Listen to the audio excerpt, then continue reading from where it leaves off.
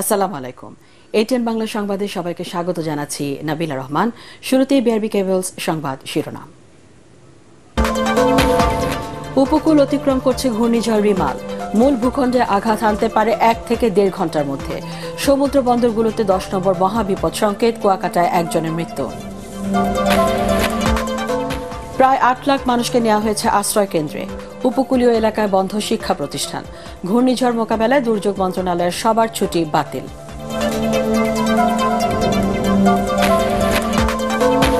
দণ্ডপ্রাপ্ত তারেক রহমান এবং বঙ্গবন্ধুর আত্মস্বীকৃত খুনিদের দেশে ফিরিয়ে এনে সাজা নিশ্চিত করা হবে বললেন প্রধানমন্ত্রী।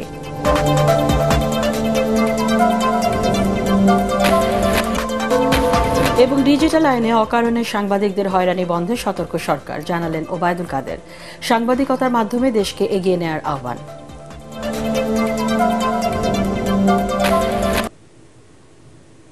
শুনছিলেন বিআরবি কেবলস সংবাদ শিরোনাম, এবার বিস্তারিত।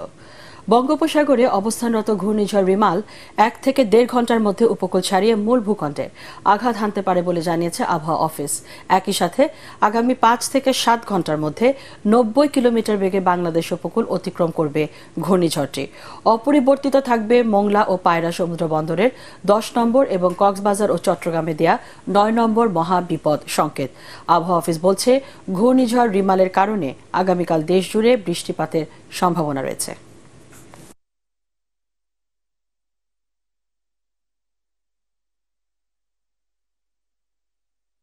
পুরো সাইক্লোনটা মোটামুটি বাংলাদেশের প্রায় সব অঞ্চলের উপর দিয়ে যাবে বডিটা, আর কেন্দ্রটা সেটা ছোট, সেটা 40 থেকে 50 কিলোমিটার, এবং এটা পর্যায়ক্রমে আমাদের টাচ করছে। আগামী 1 থেকে 2 ঘন্টার ভেতরে এটা আমাদের উপকূল অতিক্রম করে বাংলাদেশের ভেতরে ঢুকবে।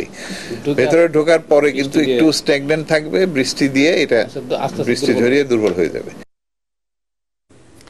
ঘূর্ণিঝড় পরিস্থিতি পর্যবেক্ষণ করছে আবহাওয়া অফিস। এ নিয়ে সবশেষ খবর জানতে এখন আমরা চলে যাচ্ছি রাজধানীর আগারগাঁওয়ে আবহাওয়া অধিদপ্তরে। সেখানে আছেন সহকর্মী তরিক ইসলাম। তরিক, ঝড়ের সবশেষ কি খবর আছে আপনার কাছে? ধন্যবাদ আপনাকে জানিয়ে রাখি, এখন থেকে ঠিক 1 ঘন্টা আগে এখানে ঝড় সতর্কীকরণ কেন্দ্রের যে প্রধান আবহাওয়াবিদ শামীম হাসান ভুইয়া, উনি কিন্তু গণমাধ্যমের সঙ্গে কথা বলেছেন। উনি জানিয়েছেন যে 1 থেকে 1.5 ঘন্টার মধ্যে, অর্থাৎ আগামী 1 ঘন্টার মধ্যে ঘূর্ণিঝড় রিমালের যে মূল অংশ, সেই অংশ কিন্তু বাংলাদেশের সীমানা কিন্তু অতিক্রম করবে, অর্থাৎ উপকূল কিন্তু অতিক্রম করবে। একই সাথে যে ঝড়ের যে নিম্নভাগ যে রয়েছে, সেই নিম্নভাগ কিন্তু আরও 5-7 ঘন্টা কিন্তু বাংলাদেশে অবস্থান করবে, এবং তারপরে কিন্তু পুরো বাংলাদেশ কিন্তু এই ঘূর্ণিঝড় রিমাল কিন্তু অতিক্রম করবে। আবহাওয়া অফিস বলছে প্রায় 90 কিলোমিটার ঝড়ো বেগে কিন্তু এই বাতাস বইবে, এবং সেক্ষেত্রে কিন্তু যে উপকূলীয় যে অঞ্চল, সেই অঞ্চলে কিন্তু কিছুটা ক্ষয়ক্ষতি হওয়ার কিন্তু সম্ভাবনা রয়েছে, সেই বিষয়টা কিন্তু তিনি তুলে ধরেছেন। একই সাথে এখানে কিন্তু দুর্যোগ ব্যবস্থাপনা ও ত্রাণ মন্ত্রণালয়ের মাননীয় মন্ত্রী এখানে এসেছিলেন। তিনি কিন্তু বলেছেন যে তারা সব বিষয়ে সতর্ক রয়েছেন, এবং একই সাথে দুর্যোগ পরবর্তী যে ঝুঁকি রয়েছে, সেই ঝুঁকি মোকাবেলার জন্য তার মন্ত্রণালয় সর্বদা প্রস্তুত রয়েছে, এমনটাই তারা কিন্তু জানিয়েছে। আবহাওয়া অফিস বলছে যে ঝড়ো হাওয়া বা ঝড় কেটে গেলেও আগামী সারা দিন কিন্তু বৃষ্টি থাকবে, এবং তারপরেই কিন্তু এই যে ঘূর্ণিঝড় বা এই যে রেমাল, তার যে সতর্কীকরণ বা এই ঘূর্ণিঝড় রেমাল কিন্তু বাংলাদেশ থেকে চলে যাবে, এমনটাই কিন্তু জানিয়েছেন মন্ত্রী। এখানে পাশাপাশি আরও একটা কথা বলেছেন যে অধিকতর সতর্কতার জন্য কিন্তু দুর্যোগপ্রবণ যে এলাকা রয়েছে, সেই দুর্যোগপ্রবণ এলাকার সকল শিক্ষা প্রতিষ্ঠান কিন্তু বন্ধ থাকবে। তবে যেসব শিক্ষক কর্মকর্তা কর্মচারীরা রয়েছেন, তারা কিন্তু এই বন্ধের বাইরে থাকবেন, একথা কিন্তু মন্ত্রী বলেছেন। তো রাজধানীর দুর্যোগ সতর্কীকরণ কেন্দ্র থেকে এই ছিল আমার কাছে সবশেষ। ধন্যবাদ তরিক আপনাকে। বঙ্গোপসাগরে সৃষ্ট প্রবল ঘূর্ণিঝড় উপকূল অতিক্রম করার প্রভাবে উপকূলীয় জোয়ারগুলোতে বৃষ্টি ও ঝোড়ো বাতাস বইছে। কুয়াকাটায় জোয়ারের পানিতে ডুবে একজন ও সাতক্ষীরায় একজনের মৃত্যুর খবর পাওয়া গেছে। চট্টগ্রামের শাহ আমানত আন্তর্জাতিক বিমানবন্দরে দুপুর থেকে বন্ধ রয়েছে সব ধরনের ফ্লাইট ওঠানামা। চট্টগ্রাম সমুদ্র বন্দরে পণ্য ওঠানামা বন্ধ সহ দেশের অভ্যন্তরীণ সব রুটে বন্ধ রয়েছে নৌ চলাচল। দুর্যোগ মোকাবেলায় প্রস্তুত করা হয়েছে উপকূলীয় জেলার সাইক্লোন সেন্টারগুলো। সবাইকে নিরাপদে আশ্রয় যেতে প্রচারণা চালাচ্ছে স্থানীয় প্রশাসন। প্রতিনিধিদের পাঠানো তথ্য ও ছবি তারা জানাচ্ছেন আশিকুর রহমান। সন্ধ্যার পর থেকেই ঘূর্ণিঝড়ের মূল অংশ বাংলাদেশের উপকূল অতিক্রম করতে শুরু করে। এর প্রভাবে খুলনার মোংলায় দমকা হাওয়া ও থেমে থেমে বৃষ্টি হচ্ছে। সাতক্ষীরা ও বাগেরহাট উপকূলে 2000 কিলোমিটার বেড়িবাঁধের মধ্যে প্রায় 17 কিলোমিটার কিছুটা নাজুক হওয়ায় চলমান সংস্কার কাজের পাশাপাশি ঘূর্ণিঝড়কে সামনে রেখে জিও ব্যাগ ও সিট দিয়ে বাঁধ রক্ষায় অতিরিক্ত কাজ চলছে। ঘূর্ণিঝড় রিমালের কারণে মোংলা সমুদ্র বন্দরে 10 নং মহাবিপদ সংকেত বলবৎ রয়েছে। ঝড়ের প্রভাবে বইছে দমকা হাওয়া, কোথাও কোথাও থেমে থেমে বৃষ্টি হচ্ছে। দুর্যোগ মোকাবিলায় আশ্রয় কেন্দ্রগুলো প্রস্তুত রাখা হয়েছে। বরগুনায় সকাল থেকে আকাশও মেঘাচ্ছন্ন, বৃষ্টির পাশাপাশি বইছে দমকা হাওয়া। নিরাপদ আশ্রয়ে সরে আসছেন উপকূলের মানুষ। ঘূর্ণিঝড় মোকাবিলায় প্রস্তুত রয়েছে 673টি আশ্রয় কেন্দ্র। পটুয়াখালীতে ঝড়ো হাওয়ার সাথে ভারী বৃষ্টিপাত হচ্ছে। স্বাভাবিক জোয়ারের চেয়ে পানির উচ্চতা 2 থেকে 3 ফুট বেড়েছে। এলাকাবাসীকে নিরাপদ আশ্রয়ে সরে যেতে প্রচারণা চালাচ্ছে প্রশাসন ও কোস্টগার্ড। পিরোজপুরে গতকাল সন্ধ্যা থেকে হালকা বৃষ্টি হচ্ছে। জেলার কচা, বলেশ্বর, কালীগঙ্গা সহ বিভিন্ন নদীর পানি জোয়ারে 1 থেকে 1.5 ফুট বেড়েছে। ঘূর্ণিঝড়ের প্রভাবে বরিশালে বইছে দমকা হাওয়া। নদীর পানি 2 থেকে 3 ফুট বেড়েছে। চর ও নগরীর নিচু এলাকায় পানি ঢুকে পড়েছে। এছাড়া থেমে থেমে গুড়ি গুড়ি বৃষ্টি হচ্ছে। বন্ধ রয়েছে বরিশাল, ঢাকা সহ সকল রুটের লঞ্চ চলাচল। সাতক্ষীরা গুড়ি গুড়ি বৃষ্টির সাথে বইছে দমকা বাতাস। এছাড়া সুন্দরবন সংলগ্ন নদ নদীতে স্বাভাবিকের চেয়ে 3 থেকে 4 ফুট পানি বেড়েছে। ঝুঁকিপূর্ণ এলাকার মানুষদের সরিয়ে নিতে প্রস্তুত রয়েছে 887টি আশ্রয় কেন্দ্র। ভোলায় সকাল থেকেই দমকা হাওয়া বইছে। উত্তাল রয়েছে মেঘনা ও তেঁতুলিয়া নদী। নিরাপদ আশ্রয়ে সরে এসেছে এলাকাবাসী। জেলায় 869টি সাইক্লোন শেল্টার, 14,000 স্বেচ্ছাসেবক ও 98টি মেডিকেল টিম প্রস্তুত রেখেছে প্রশাসন। কক্সবাজারে সকাল থেকে দমকা হাওয়া বয়ে যাচ্ছে। বৈরী আবহাওয়ার কারণে সব ফ্লাইট বাতিল করা হয়েছে। পরিস্থিতি স্বাভাবিক না হওয়া পর্যন্ত বন্ধ থাকবে বিমান চলাচল। পাহাড় ধসের আশঙ্কায় ঝুঁকিপূর্ণ স্থান থেকে লোকজনকে সরিয়ে নেওয়া হচ্ছে। এদিকে 9 নম্বর মহাবিপদ সংকেত দেখাতে বলায় চট্টগ্রামের শাহ আমানত আন্তর্জাতিক বিমানবন্দরে দুপুর 12টা থেকে পরদিন ভোর 5টা পর্যন্ত সকল ফ্লাইট ওঠানামা বন্ধ থাকবে। এছাড়া বন্দরে বন্ধ রয়েছে পণ্য ওঠানামা। সব জাহাজকে বহির্নোঙর নিরাপদ দূরত্বে যেতে নির্দেশনা দেওয়া হয়েছে। আশিকুর রহমান, এটিএন বাংলা। ঘূর্ণিঝড় রিমাল মোকাবেলায় সব ধরনের প্রস্তুতি নিয়েছে সরকার। বাতিল করা হয়েছে দুর্যোগ মন্ত্রণালয়ের সবার ছুটি। উপকূলীয় এলাকায় খোলা হয়েছে 9,000 সাইক্লোন সেন্টার। আশ্রয় নিয়েছেন 8 লাখেরও বেশি মানুষ। সার্বিক পরিস্থিতি সরাসরি মনিটরিং করছেন প্রধানমন্ত্রী। সচিবালয়ে আন্তঃমন্ত্রণালয় বৈঠক শেষে এসব তথ্য জানান দুর্যোগ প্রতিমন্ত্রী। তিনি জানান, রোববার সন্ধ্যা থেকে সোমবার সকাল পর্যন্ত বন্ধ থাকবে চট্টগ্রামের বঙ্গবন্ধু টানেল। রিপোর্ট করছেন মাহবুব কবির চপল। ধেয়ে আসছে ঘূর্ণিঝড় রিমাল, সামাল দিতে প্রস্তুত সরকার। 2009 সালে আঘাত হানা ঘূর্ণিঝড় আইলার মতো ভয়ঙ্কর হতে পারে রিমাল। সাতক্ষীরা, খুলনা, বাগেরহাট, পিরোজপুর, চট্টগ্রাম সহ উপকূলীয় এলাকায় ব্যাপক ক্ষয়ক্ষতি ও বড় জলোচ্ছ্বাসের আশঙ্কা করা হচ্ছে।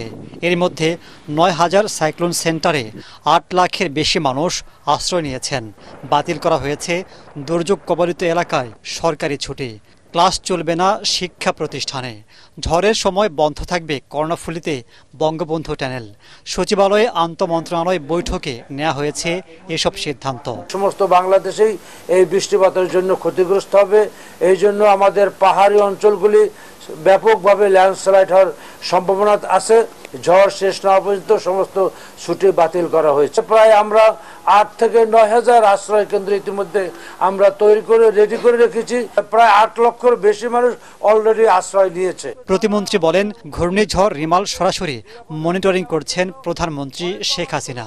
ক্ষয়ক্ষতি কমাতে সর্বোচ্চ ব্যবস্থা নেয়ার নির্দেশ দিয়েছেন তিনি। সে অনুযায়ী কাজ করছে যৌথ বাহিনী। বঙ্গবন্ধু কন্যা জননেত্রী শেখ হাসিনা সার্বক্ষণিকভাবে এটা মনিটরিং করতেছেন। ঝড়ের পর ক্ষয়ক্ষতি নিরূপণ করে পরবর্তী ব্যবস্থা নেওয়া হবে বলে জানান দুর্যোগ প্রতিমন্ত্রী। ক্লাস বন্ধ থাকবে। মাহবুব কবির চপল, এটিএন বাংলা, ঢাকা। সাতক্ষীরা থেকে ঘূর্ণিঝড়ের সবশেষ পরিস্থিতি জানাচ্ছেন আমাদের প্রতিনিধি কামরুজ্জামান। আমি এই মুহূর্তে দাঁড়িয়ে আছি একেবারে সুন্দরবন উপকূলবর্তী দাতিনাখালী সরকারি প্রাথমিক বিদ্যালয় কেন্দ্রে। এটি একটি আশ্রয় কেন্দ্র। এই আশ্রয় কেন্দ্রে 1000 মানুষ আশ্রয় নেওয়ার মতো সুযোগ আছে, সেখানে মাত্র 1 থেকে 150 মানুষ এখানে আশ্রয় নিয়েছে। অধিকাংশ মানুষ কিন্তু এখনো আশ্রয় কেন্দ্রে উঠেনি। বাইরে কি থেমে থেমে দমকা হাওয়া বইছে, কখনো ভারী এবং কখনো গুড়ি গুড়ি বৃষ্টি হচ্ছে। এছাড়া আমি কিছুক্ষণ আগে আমরা সংবাদ পেয়েছি গাবুরা যে বদ্বীপটি রয়েছে সেখানে শওকত হোসেন নামে একজন বৃদ্ধা আশ্রয় কেন্দ্রে আসতে যে পা পিছলে পড়ে যে মারা গেছে। এছাড়া এখনো বড় ধরনের কোনো ক্ষয়ক্ষতির খবর আমরা জানতে পারিনি। মাঝে মাঝে দমকা হাওয়া বইছে এবং প্রবল বেগে মাঝে মাঝে দমকা হাওয়া বচ্ছে। তাছাড়া এখানে আর ওইভাবে আর কিছু ক্ষয়ক্ষতির কোনো চিত্র আমরা এখনো জানতে পারিনি। সাতক্ষীরাতে 800 কিলোমিটার ভেড়িবাঁধ রয়েছে। 800 কিলোমিটার ভেড়িবাঁধের মধ্যে 100টি স্থানকে নির্ধারণ করা হয়েছে, যে 100টি স্থান অত্যন্ত ঝুঁকিপূর্ণ স্থান এবং সেখানে যদি জোয়ার হয় তাহলে জোয়ারের পানি উঠছে, সেখানে লোকালয় প্লাবিত হওয়ার সম্ভাবনা রয়েছে। এছাড়া এই সুন্দরবন উপকূলবর্তী এই অঞ্চলে সুন্দরবনের মধ্যে যে জেলে বাহরীরা আছে তারা ইতিমধ্যেই নিরাপদে সরে এসছে বলে বন বিভাগ সূত্র আমাদেরকে জানিয়েছে। ধন্যবাদ কামরুজ্জামান আপনাকে। পটুয়াখালীর উপকূল জুড়ে সাগর উত্তাল, বইছে ঝোড়ো হাওয়া। জেলায় কুয়াকাটা সমুদ্র সৈকত থেকে ঘূর্ণিঝড়ের সবশেষ পরিস্থিতি জানাচ্ছেন আমাদের প্রতিনিধি জাহিদ রিপন। এই মুহূর্তে বেশ বৃষ্টিপাত হচ্ছে এবং থেমে থেমে দমকা হাওয়া বইছে এবং যে দমকা হাওয়া ক্রমান্বয়ে বাতাসের চাপ বাড়ছে। আর এই মুহূর্তে নদীতে জোয়ার নেই, তবে রাত্র 10টা থেকে 12টার দিকে এটা জোয়ার হতে পারে। যেহেতু দিনের জোয়ার হয়েছে সেই জোয়ারে 3 থেকে 4 ফুট উচ্চতার জলোচ্ছ্বাস হয়েছে। রাতের জোয়ারও ঠিক একই জলোচ্ছ্বাস হতে পারে বলে ধারণা করছে নদীপাড়ের বাসিন্দারা। ঘূর্ণিঝড় রেমাল এই মুহূর্তে পায়রা সমুদ্র বন্দর থেকে 160 কিলোমিটার দূরত্বে রয়েছে। এটি রাত্র 10টার পরে থেকে মধ্যরাতের ভিতরে যে কোনো সময় পটুয়াখালীর কলাপাড়া অঞ্চলে আঘাত আনতে পারে, আঘাত আনতে পারে এবং এই চিন্তাভাবনা থেকেই ঘূর্ণিঝড় প্রস্তুতি কর্মসূচি অর্থাৎ সিপিবির যেসব স্বেচ্ছাসেবকরা রয়েছেন তারা বেড়িবাঁধের বাইরে এবং ঝুঁকিপূর্ণভাবে যেসব মানুষজন বসবাস করছে তাদেরকে ইতিমধ্যেই বিভিন্ন আশ্রয়কেন্দ্রে সরিয়ে নিয়ে গেছেন। আমি বেশ কয়েকটা আশ্রয়কেন্দ্রে ঘুরে দেখেছি, সেখানে সেই মানুষজন আসলে আশ্রয় নিয়েছেন এবং তাদেরকে সেখানে শুকনো খাবারও বিতরণ করা হয়েছে। ধন্যবাদ জাহিদ রিপন। ঘূর্ণিঝড়ের ক্ষয়ক্ষতি বিবেচনা সংশ্লিষ্ট উপজেলাগুলোতে 29 মে নির্বাচন হবে কিনা তা পর্যবেক্ষণ করছে নির্বাচন কমিশন। পরিস্থিতি বুঝে সিদ্ধান্ত নেওয়া হবে বলে জানিয়েছেন ইসি সচিব জাহাঙ্গীর আলম। নির্বাচন কমিশনের সাংবাদিকদের তিনি জানান, যদি জানমালের ক্ষতি হয় তখন পরিস্থিতি বিবেচনা করে সিদ্ধান্ত জানানো হবে। এদিকে আচরণবিধি লঙ্ঘনের দায়ে চট্টগ্রামের চন্দনাইশ উপজেলার চেয়ারম্যান প্রার্থী আবু আহমেদ চৌধুরী ও পাবনার ঈশ্বরদী উপজেলার চেয়ারম্যান প্রার্থী এমদাদুল হকের প্রার্থিতা বাতিল করেছে নির্বাচন কমিশন। বিধি লঙ্ঘনের অভিযোগে দুজনকেই তলব করে ইসি। রোববার শুনানি শেষে বিধি লঙ্ঘনের অভিযোগ স্পষ্ট হওয়ায় তাদের প্রার্থিতা বাতিল করা হয়।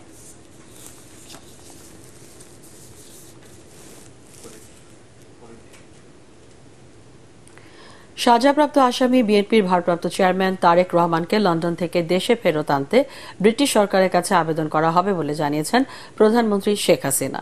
কোটালীপাড়া উপজেলার নবনির্বাচিত চেয়ারম্যান, কাউন্সিলর ও আওয়ামী লীগের নেতাকর্মীরা গণভবনে সাক্ষাৎ করতে গেলে তিনি বলেন, শুধু তারেক রহমান নয়, বঙ্গবন্ধুর পলাতক খুনিদেরও দেশে ফেরত এনে সাজা নিশ্চিত করা হবে। মানুষের অর্থনৈতিক মুক্তি ও দেশের অগ্রগতি অব্যাহত রাখাই তার সরকারের লক্ষ্য বলেও জানান প্রধানমন্ত্রী শেখ হাসিনা।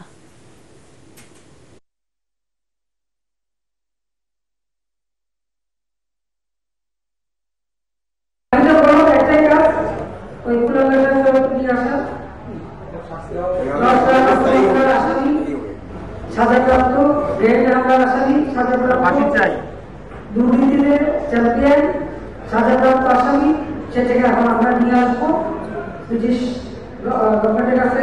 আমরা সেই আবেদনও করবো সরকারের পক্ষ থেকে যে ওখানে যে আসামি তাদের যে সাজাপ্রাপ্ত তাদের জন্য বাংলাদেশে ফেরত পাঠাতে হবে। জাতির পিতা বঙ্গবন্ধু শেখ মুজিবুর রহমানের জীবনী ভিত্তিক তথ্যচিত্র কলকাতায় মুজিবের প্রিভিউ করেছেন প্রধানমন্ত্রী শেখ হাসিনা। গণভবনে তথ্যচিত্রটির পর্যবেক্ষণকালে এর নির্মাতা সহ সংশ্লিষ্টদের প্রয়োজনীয় মতামত ও বিভিন্ন নির্দেশনা দেন তিনি। বঙ্গবন্ধুর লেখাপড়া, রাজনীতি ও জনকল্যাণমূলক কাজের বড় অংশ জুড়ে রয়েছে কলকাতা শহর। সেসব বিষয়গুলোকে উপজীব্য করেই তথ্যচিত্রটি নির্মাণ করছেন ভারতের জাতীয় পুরস্কারপ্রাপ্ত খ্যাতনামা চলচ্চিত্রকার গৌতম ঘোষ। কলকাতায় মুজিব তথ্যচিত্রটি ফ্রেন্ডস অব বাংলাদেশ এবং কলকাতাস্থ বাংলাদেশ উপ হাইকমিশনের যৌথ প্রযোজনায় নির্মিত হচ্ছে।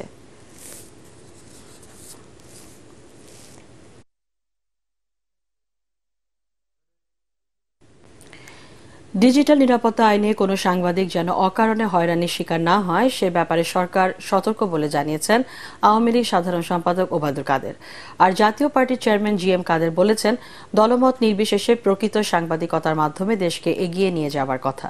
ঢাকা রিপোর্টার্স ইউনিটির প্রতিষ্ঠা বার্ষিকীর অনুষ্ঠানে এসব কথা বলেন তারা। সৈয়দ রিয়াজের রিপোর্ট। হাঁটি হাঁটি পা পা করে ৩০ বছরে পদার্পণ করল ঢাকা রিপোর্টার্স ইউনিটি DRU। এ উপলক্ষে আয়োজিত আলোচনা সভায় যোগ দেন সরকার ও বিরোধী দলীয় নেতারা। সেগুনবাগিচার DRU মিলনায়তনে আয়োজিত সভায় তারা বলেন, নিরপেক্ষ সাংবাদিকতার মাধ্যমে দেশের অগ্রযাত্রা অব্যাহত রাখতে সাংবাদিকদের ভূমিকা অগ্রগণ্য। ঐক্য বজায় রাখবেন, দলমত নির্বিশেষে সকল সাংবাদিক এখানে এসে সেই পরিচয় দেবেন এবং শক্তি যেটা হবে সেটাকে জনকল্যাণে ব্যবহার করে দেশকে সামনে এগিয়ে নিয়ে যেতে সাহায্য করবেন। অপসাংবাদিকতা না করার পরামর্শ দেন আওয়ামী লীগ সাধারণ সম্পাদক ওবায়দুল কাদের। বলেন, ভুয়া পরিচয় দানকারী লোক যেন এই পেশাকে বিতর্কিত করতে না পারে। ডিজিটাল এটা যাতে অপপ্রয়োগ না হয়, কোনো সাংবাদিক যাতে এখানে ফাইন্যান্সিয়ালি হ্যারাস না, কোনো নিরীহ সাংবাদিক যাতে হ্যারাসমেন্টের শিকার, সে ব্যাপারে আমাদের সরকার এবং আমরা এ ব্যাপারে সতর্ক থাকব। এর আগে সেগুনবাগিচার ক্লাব প্রাঙ্গণে পতাকা উত্তোলন ও পায়রা উড়িয়ে ঢাকা রিপোর্টার্স ইউনিটির ২৯ বছর পূর্তির উদ্বোধন করেন আওয়ামী লীগ সাধারণ সম্পাদক ওবায়দুল কাদের। সৈয়দ রিয়াজ, ATN বাংলা, ঢাকা। দেশে একনায়কতন্ত্র প্রতিষ্ঠার লক্ষ্যে আওয়ামী লীগ সরকার জিয়া পরিবারের অস্তিত্ব মুছে ফেলার চেষ্টা করছে বলে অভিযোগ করেছেন বিএনপির স্থায়ী কমিটির সদস্য মির্জা আব্বাস। রাজধানীর একটি হোটেলে খালেদা জিয়ার জীবনী ভিত্তিক গবেষণা গ্রন্থের প্রকাশনা অনুষ্ঠানে তিনি ওই অভিযোগ করেন। অনুষ্ঠানে বিএনপি নেতারা দাবি করেন, শুধুমাত্র প্রতিহিংসার কারণে খালেদা জিয়াকে সুচিকিৎসার সুযোগ না দিয়ে মৃত্যুর মুখে ঠেলে দেওয়া হচ্ছে। এখন উনি কত বছর ধরে জেলে আছেন। দেশনেত্রী বেগম খালেদা জিয়া নয়, জিয়াউর রহমানের কোন রকম অস্তিত্ব বাংলাদেশে টিকিয়ে রাখতে তারা দেবে না এবং চায় না, এবং আমাদের কাউকে বাঁচতে দেবে না যদি এই সরকার বরাবর ক্ষমতায় থাকে। আর সবচেয়ে বড় বিষয় হলো, এই সরকার দিক বা না দিক, এই দেশের স্বাধীনতা কিন্তু একসময় থাকবে না যদি এই দেশের সাধারণ মানুষ সচেতন না হয়। রোগীরা যাতে বিদেশে না গিয়ে বঙ্গবন্ধু শেখ মুজিব মেডিকেল বিশ্ববিদ্যালয় হাসপাতালে চিকিৎসা নিতে আগ্রহী হয় সে বিষয়ে প্রয়োজনীয় পদক্ষেপ নিতে নির্দেশ দিয়েছেন রাষ্ট্রপতি মোহাম্মদ শাহাবুদ্দিন। বঙ্গবন্ধু শেখ মুজিব মেডিকেল বিশ্ববিদ্যালয় হাসপাতালের উপাচার্য অধ্যাপক ডক্টর দীন মোহাম্মদ নুরুল হক বঙ্গভবনে সাক্ষাৎ করলে রাষ্ট্রপতি বলেন, এটি একটি বিশেষায়িত হাসপাতাল হওয়ায় এখানে রোগীদের উন্নত চিকিৎসা ও সেবার বিষয়ে সর্বোচ্চ অগ্রাধিকার দিতে হবে। এদিকে ইসলামী আরবি বিশ্ববিদ্যালয়ের আওতাধীন বিভিন্ন মাদ্রাসার শিক্ষার্থীরা যাতে প্রতিযোগিতায় নিজেদের যোগ্য প্রমাণ করতে পারে, কারিকুলাম উন্নয়নের ক্ষেত্রে সেই বিষয়টিকে প্রাধান্য দেওয়ার নির্দেশ দিয়েছেন রাষ্ট্রপতি মোহাম্মদ শাহাবুদ্দিন। ইসলামী আরবি বিশ্ববিদ্যালয়ের উপাচার্য অধ্যাপক আব্দুর রশিদ বঙ্গভবনে সাক্ষাৎ করে বিশ্ববিদ্যালয়ের সার্বিক কার্যক্রম ও ভবিষ্যৎ কর্মপরিকল্পনা সম্পর্কে অবহিত করেন। এ সময় তথ্য প্রযুক্তি সহ ইংরেজি ভাষায় দক্ষতা অর্জনের উপর গুরুত্ব আরোপ করেন রাষ্ট্রপতি। এখন থেকে রাজধানীর তেজগাঁওয়ের মেয়র আনিসুল ইসলাম সড়ক নগরবাসী নির্বিঘ্নে ব্যবহার করতে পারবেন বলে জানিয়েছেন ঢাকা মহানগর পুলিশের ট্রাফিক বিভাগ। এক সংবাদ সম্মেলনে ট্রাফিক পুলিশের তেজগাঁও বিভাগের উপকমিশনার মোশতাক আহমেদ জানান, রাস্তা থেকে ট্রাকগুলোকে সরিয়ে সড়কটি পুনরুদ্ধার করা হয়েছে। তবে রাত 10টার পর থেকে সকাল 7টা পর্যন্ত সড়কের এক পাশ ব্যবহার করতে পারবে ট্রাকগুলো। সকাল 7টার পর কোনো অবস্থাতেই এই সড়কে ট্রাক থাকতে দেওয়া হবে না বলে জানান পুলিশের এই কর্মকর্তা। আমরা ঘোষণা দিচ্ছি যে আনিসুল হক সড়ক এখন থেকে সবসময় জনসাধারণের চলাচলের জন্য উন্মুক্ত থাকবে। স্থায়ী সমাধানের জন্য আমাদের ট্রাফিক বিভাগের পক্ষ থেকে আমরা প্রস্তাব দিয়েছি যাতে ঢাকা মহানগরের প্রান্ত সীমায় প্রবেশ পথগুলোতে একটা স্থায়ী ট্রাক স্ট্যান্ড করে শুধু অপারেশনাল গাড়িগুলো যাতে এখানে আসে। আল আরাফা ইসলামী ব্যাংক অর্থ সংবাদ।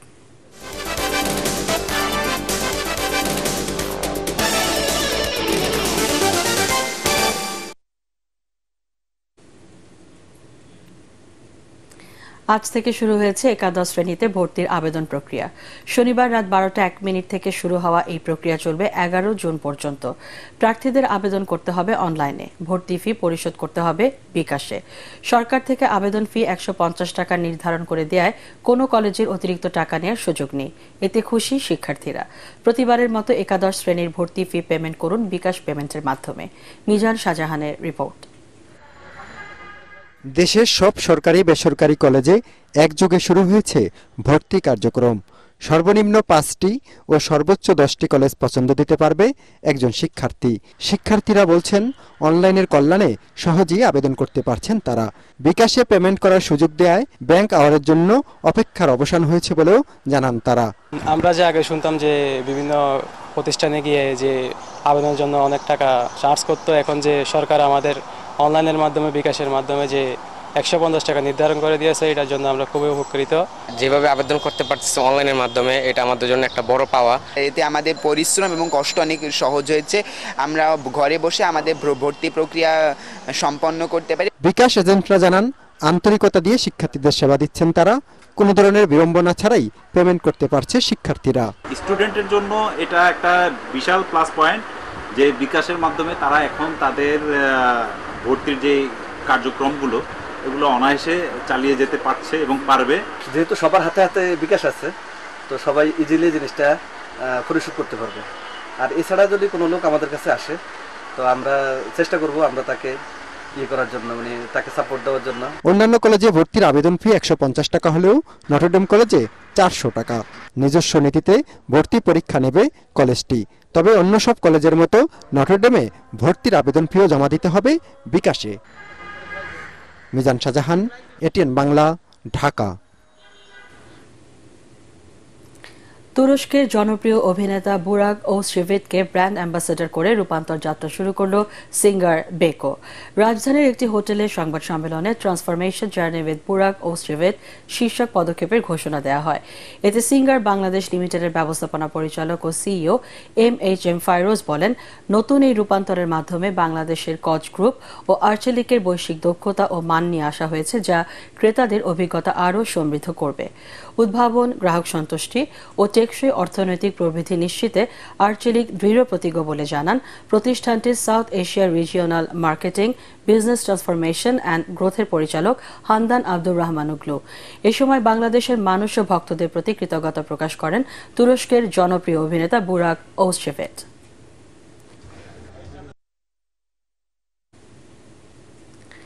অবিলম্বে বিড়ি শ্রমিকদের মজুরি বৃদ্ধি ও ট্যাক্স প্রত্যাহার সহ 7 দফা দাবি জানিয়েছে বাংলাদেশ বিড়ি শ্রমিক ফেডারেশন। রংপুরে এক শ্রমিক সভায় বিড়ির ওপর অগ্রিম 10% আয়কর প্রত্যাহার, শ্রমিকদের মজুরি বৃদ্ধি, বিড়ি শিল্পকে কুটির শিল্প ঘোষণার দাবি জানানো হয়। বিড়ি শ্রমিক ফেডারেশনের সভাপতি আমিন উদ্দিন বিএসসির সভাপতিত্বে অনুষ্ঠিত শ্রমিক সভায় প্রধান অতিথি ছিলেন রংপুরের সিটি মেয়র মোস্তাফিজুর রহমান মোস্তফা। বিশেষ অতিথি ছিলেন মহানগর আওয়ামী লীগের সাবেক সভাপতি মোহাম্মদ শফিউর রহমান শফি। প্রধান বক্তা ছিলেন বিড়ি শ্রমিক ফেডারেশনের সাধারণ সম্পাদক মোহাম্মদ হারিক হোসেন। সিগারেটের উপর ট্যাক্স বাড়াও আর বিড়ির ট্যাক্স কমাও। 20 লক্ষ শ্রমিকের এখন যারা আছে জীবন মাননের জন্য আমরা প্রতি বছর অনেক কাজ করি, মানে আন্দোলন সংগ্রাম করতে হয়, বাধ্য হয়ে খেলা বাংলাদেশে। এবার পার্টিক্স খেলার খবর।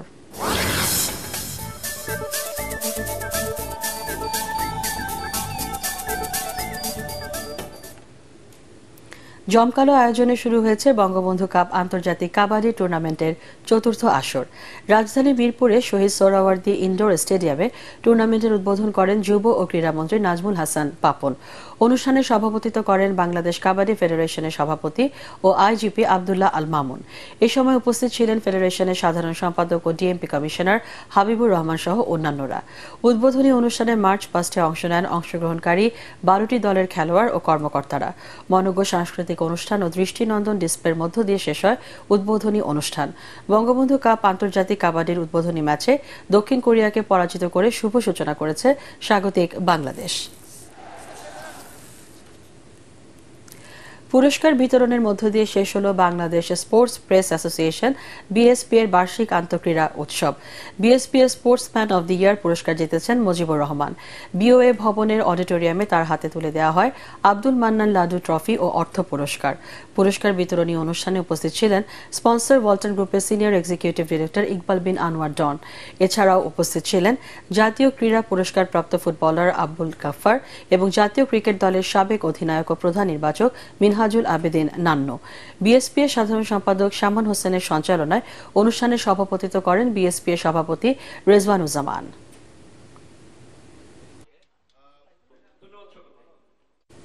শেষ করার আগে বিআরবি কেবলস সংবাদ শিরোনাম জানিয়ে দিচ্ছি আরেকবার। উপকূল অতিক্রম করছে ঘূর্ণিঝড় রিমাল। মূল ভূখণ্ডে আঘাত হানতে পারে 1 থেকে 1.5 ঘন্টার মধ্যে। সমুদ্র বন্দরগুলোতে 10 নম্বর মহাবিপদ সংকেত। কুয়াকাটা ও সাতক্ষীরায় 2 জনের মৃত্যু। প্রায় 8 লাখ মানুষকে নেওয়া হয়েছে আশ্রয় কেন্দ্রে। উপকূলীয় এলাকায় বন্ধ শিক্ষা প্রতিষ্ঠান। ঘূর্ণিঝড় মোকাবেলায় দুর্যোগ মন্ত্রণালয়ের সবার ছুটি বাতিল।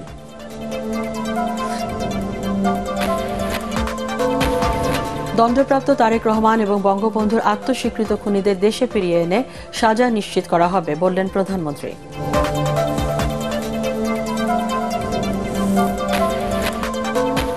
এবং ডিজিটাল আইনে অকারণে সাংবাদিকদের হয়রানি বন্ধে সতর্ক সরকার, জানালেন ওবায়দুল কাদের। সাংবাদিকতার মাধ্যমে দেশকে এগিয়ে নেওয়ার আহ্বান।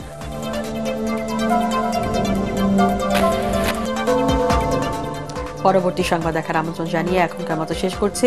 এটিএন বাংলা সংবাদ ইউটিউবে দেখতে ব্রাউজ করুন youtube/ATN Bangla News।